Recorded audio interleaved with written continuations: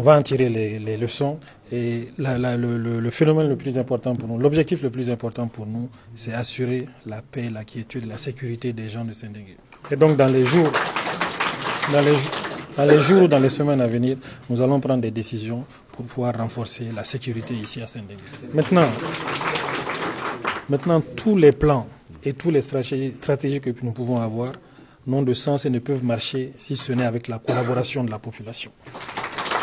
Quand on regarde tout ce qui nous arrive, certes, les populations sont des victimes, mais on sait aussi que les populations sont des acteurs par rapport à ce qui nous arrive. Donc, il faut que nous travaillions ensemble, il faut que les populations travaillent à refuser le conflit, à accepter plutôt la paix et la sécurité. Nos frères, nos enfants qui sont tentés à être engagés à être recrutés par les groupes d'autodéfense, il faut que nous leur conseillons d'éviter d'être tentés par cette aventure-là. Donc l'État a un rôle à jouer dans ça, c'est de faire en sorte d'éliminer la précarité et la pauvreté. Mais eux, ils ont un rôle important aussi à jouer à travers leurs conseils.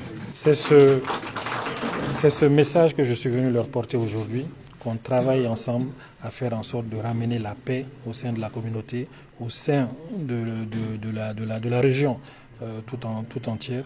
Et l'État jouera son rôle par rapport à cela. J'ai entendu les doléances de M. le maire et nous allons travailler pour ça, pour répondre déjà à ces doléances-là.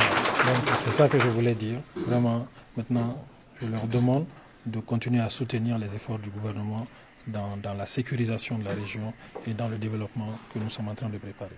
Et évidemment, on demande leur bénédiction, non seulement pour nous-mêmes, pour le pays, et que Dieu fasse en sorte que la paix et la sécurité reviennent.